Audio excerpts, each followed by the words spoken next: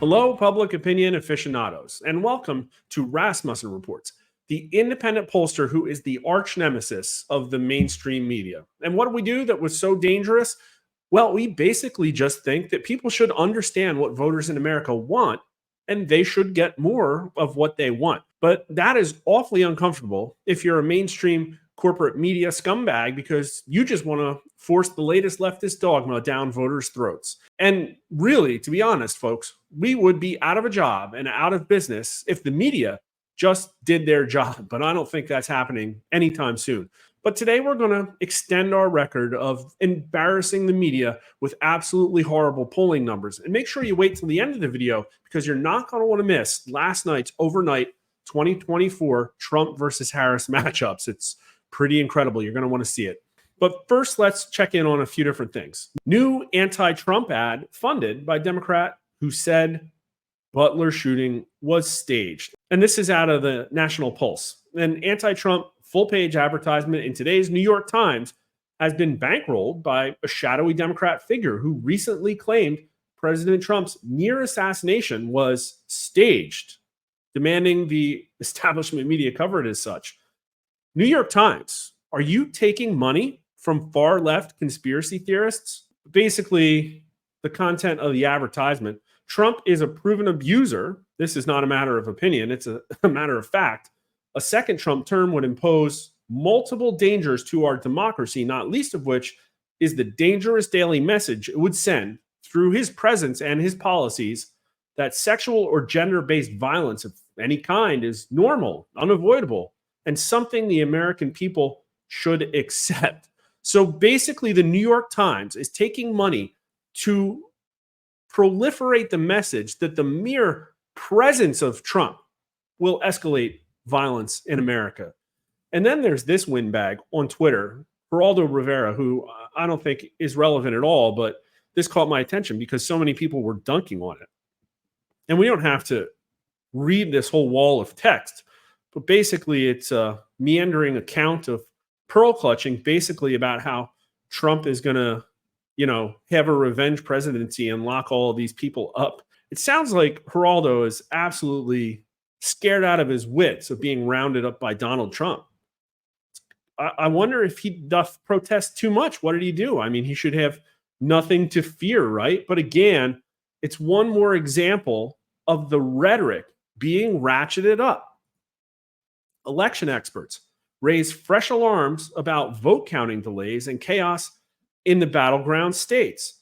In Pennsylvania, officials are bracing for another presidential election in which the state could once again be the decisive battleground and take days to determine the winner. Everybody knows everything hinges on Pennsylvania. They have had all the time in the world to prepare to count the vote. And now I believe there are 4 battleground states who have come out and said they do not expect to have counts on the eve of election day. Again, this is setting the country up for a very dangerous situation because 70% of swing state voters think the outcome of this election is going to be affected by cheating, and 46% of battleground voters think it's at least somewhat likely that a civil war or a revolution will happen in the next few years. They know what they're doing here. This is all priming people, in my opinion, for more hijinks in the battleground states.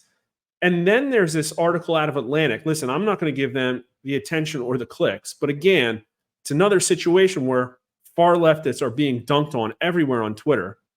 But basically, there was an article in the Atlantic comparing Donald Trump's rhetoric to that of Hitler, Stalin, and Mussolini.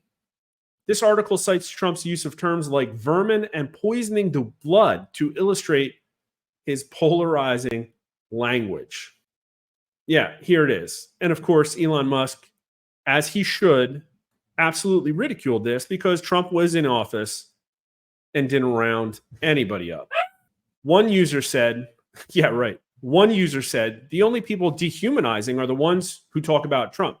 Another wrote, they're just throwing everything at the wall at this point. That's right, because they're desperate, because Kamala Harris is losing. And of course, you should watch this clip too. I mean, Speaker Johnson isn't always right, but this is a really, really good clip with CNN's Jake Tapper. He mentions the Atlantic article Hitler, Mussolini, and Stalin all rolled into one.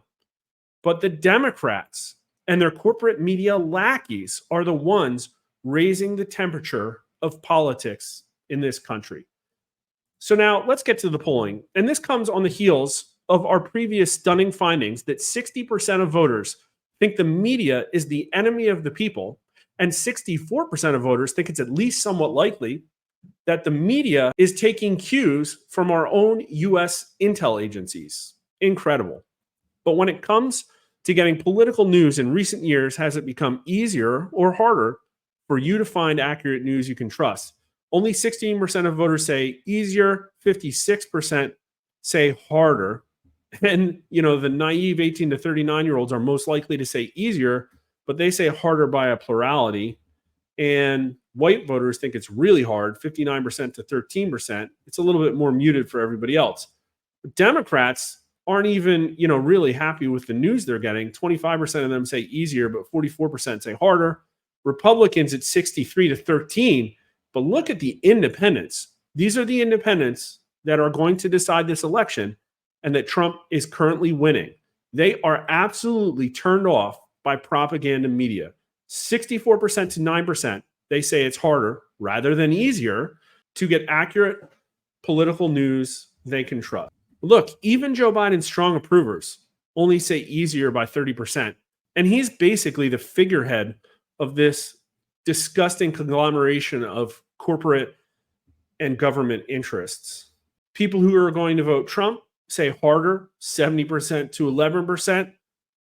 And that's obviously because almost every mainstream media outlet has 95% negative Trump coverage. But even Kamala Harris voters say harder, 40% to 24%.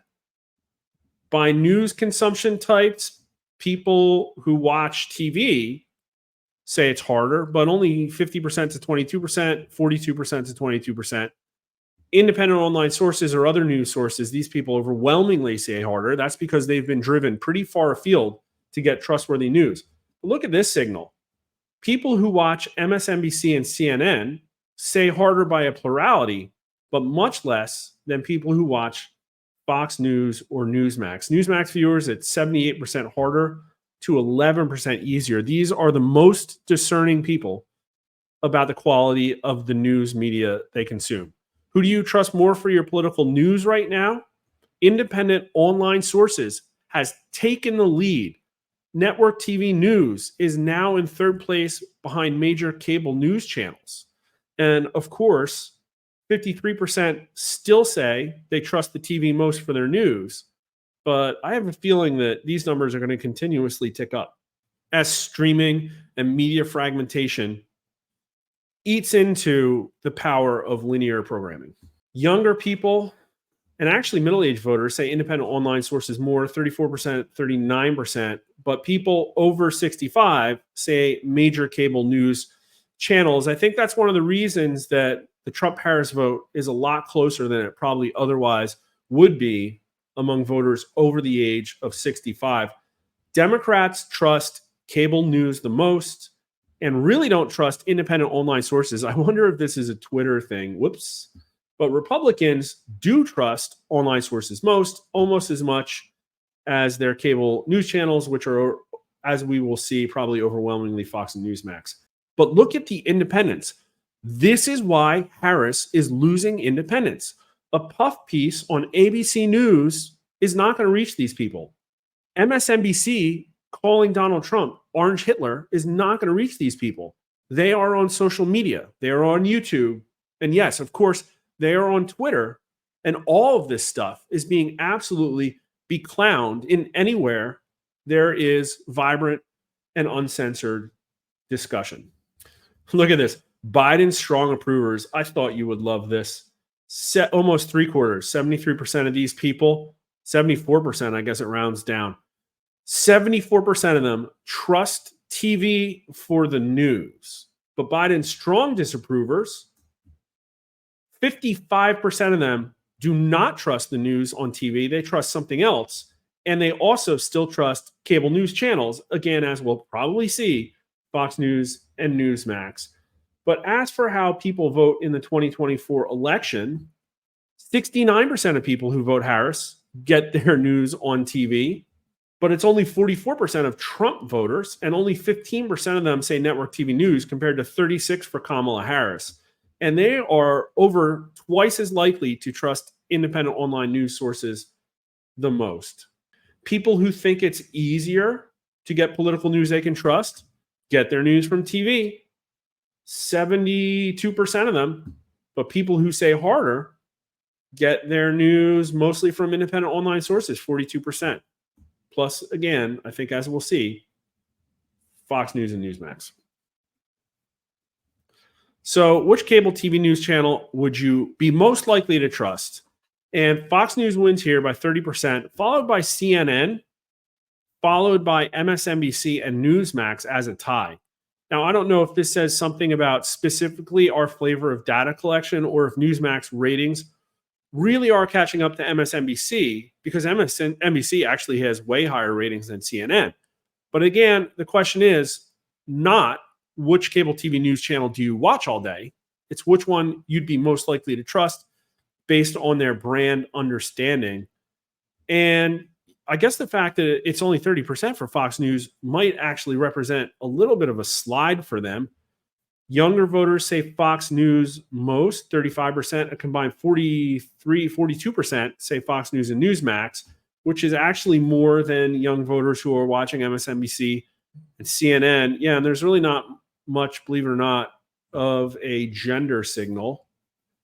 And Black voters trust CNN most, combined total of 48% for CNN and MSNBC. But we also have 32% of Black voters watching Fox News and a 38 combined for Fox News and Newsmax. Pretty strong, folks. Pretty strong. White voters, 46% Fox News and Newsmax, 37% for CNN and MSNBC. Democrats, CNN and MSNBC, 2/3. For Republicans, Fox News and Newsmax, 2/3, actually 68%. And independents here, 46% of them trust Fox News and Newsmax. Only 27% trust CNN and MSNBC. CNN is most trusted by the most educated in this country, 30%, followed by 15% for MSNBC, combined total of 45%. Really low number for Fox News. The more educated you are, the less you trust Fox News. But people who dropped out of high school trust Fox News most, 37%, and only 31% of them trust CNN and MSNBC. Somebody might say, well, look at that. The uneducated trust Fox News. But really what I think this is a signal about is luxury beliefs, is that the swill being put out on CNN and MSNBC only really works if you don't have to worry about reality, if you don't have to worry about having healthy relationships and kids that are growing up to have opportunity in life and all that other stuff. Biden approvers are definitely plugged in most to left-wing cable news channels. 76% say, 77% say CNN and MSNBC. Biden strong disapprovers, 42% say Fox News, 31% say Newsmax. Newsmax is almost caught up with Fox News on the Biden strong disapprover vote, 73%. Trump voters, 73%. Same numbers here. People who think it's easier to... This one's crazy. People who think it's easier to find accurate news they trust, i.e. are less discerning in their political news, say they trust CNN and MSNBC most, 58%. But people who say it's harder to find news they trust watch Fox News or Newsmax, 54%. I'm not saying anything about the accuracy of CNN, MSNBC, Fox News, or Newsmax. I'm just saying people who say they're having a hard time finding news they trust watch Fox News and Newsmax. But the people watching CNN and MSNBC are happy with what they're getting. All right, state of the race. Here is the latest overnight numbers. And again, we had a massive night on the phones. Last night's result was almost a poll in and of itself. We had a Trump +5 sample last night, which brought up the 4-day rolling aggregate to Trump +3. We had a Trump +3 last week, but we have not seen this many, and it may represent new momentum for Donald Trump. Again, Kamala Harris is bouncing off that 47% ceiling, and Donald Trump is making his way back on up to 50%. That is really dangerous considering Donald Trump in previous cycles never even came close to polling a national popular vote win. And don't just take it from us. Kamala Harris is down to only a 0.9 point lead in the Real Clear Politics straight aggregate, which, as we all know, includes all of the left wing mainstream media pollsters. But all of them seem to be coming over to us. USA Today, I'm pretty sure they had, Harris +4s, Harris +5s. They have Harris +1 right now. Tip came out actually with a Trump +2 on Friday. I guess they abated a little bit. They have Trump +1, but the point is that they had Harris +4 a week ago and a month ago. Here's us with the Trump +3, Emerson with the Harris +1. I'm pretty sure they've been at a tie or higher in the past. So we're probably going to see them come back to that as well. Atlas Intel just put out a fresh Trump +3 national popular vote. Fox News as well. All of this red has to be really, really troubling. Even Reuters Ipsos, this Harris +3 is them coming back down from like a Harris +5, Harris +6 high. And we're probably still going to see new polls out of Morning Consult, CBS, Marist, NBC. I'm pretty sure all of those are going to lean to the right too. Kind of how NBC went from like Harris +5 to a tie. That's because I think everybody's starting to realize that Trump is winning this thing. And whether they were purposely shilling for the Democrats or not, they all want to be on the right side of the numbers where we've been literally this entire time, which is why we posted this. Harris never led in our national polling this year, not even once. I know it's a tough pill for Morning Consult to swallow, but it's what the betting market agrees with. Look at this. Trump is still comfortably winning the betting market. Let's refresh this.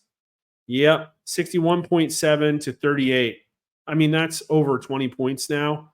And if you look at the action, it's just steady trend up for Donald Trump. There's been a couple of efforts to kind of like recapture the momentum, but I really don't think they're going anywhere because she just hasn't been able to break out of this news cycle funk she's in. She's got to get a victory somewhere. Trump is just, putting her through her paces with the Al Smith dinner, the Fox News interview, Trump going to McDonald's. All of this stuff is selling really well, despite what you may have heard, because in my opinion, it's authentic. Trotting out Lizzo isn't the kind of authenticity that people want to hear right now, especially after a pretty painful last 4 years. And look at this. We're basically getting to comfortable leads in every single swing state for Donald Trump in the betting markets. So they're interpreting the polling very favorable. And talking about swing state polling, we just got sponsored again for another 12 states. So you're going to see 5 this week that aren't the battlegrounds, ones that people have been begging for. Virginia, Minnesota, I think New Mexico, I don't know.